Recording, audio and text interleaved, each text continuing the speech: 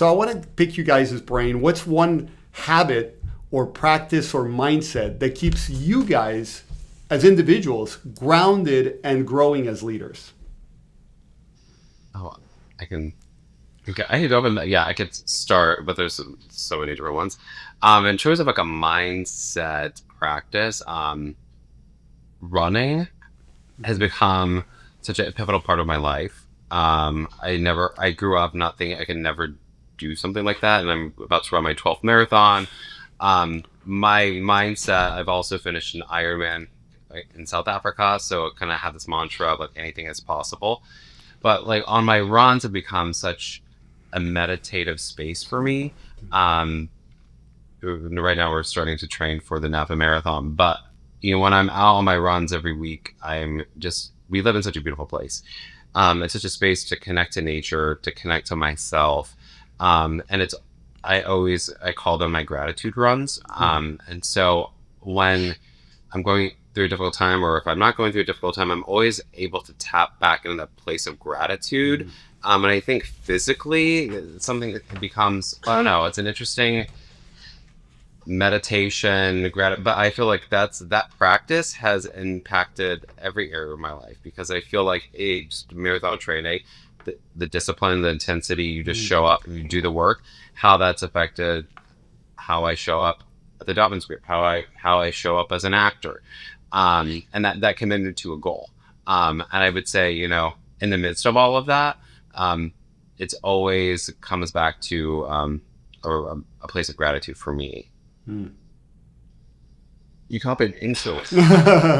But then what I would say, what a daily practice that I have is when I wake up and I've got my first cup of coffee, and then before I open email, before I do anything, I do my gratitude list. So again, it's kind of, I'll let you center myself and think about the bigger picture. Sometimes work is in there, sometimes it's not. But I have my lists, and then I'll do a little bit of journaling. But again, it's really sets the stage before I dive into whatever else is going to happen throughout the day. That's. I love that, guys. Love that. You both said gratitude, and we cannot give when our hearts aren't already full, right? And gratitude is the easiest, the fastest way to fill our hearts, and then be able to give based on all that joy that we feel.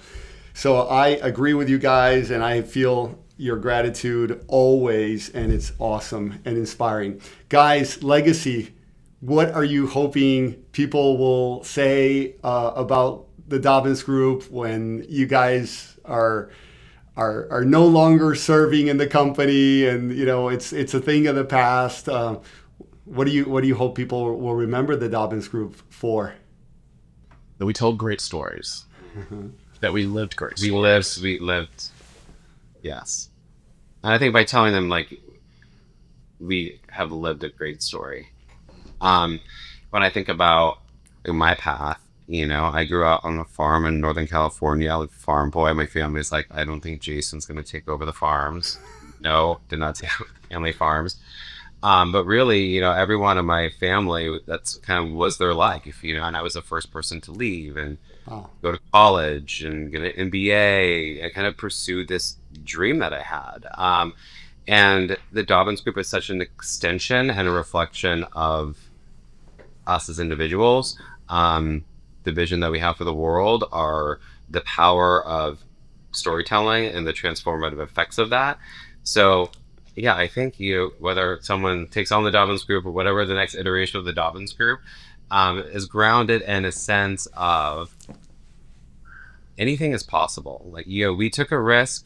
Some things didn't work out. Some things, evolved in a way where it's better than we could ever dreamed of. And I hope that people can connect to that through the Dobbins Group.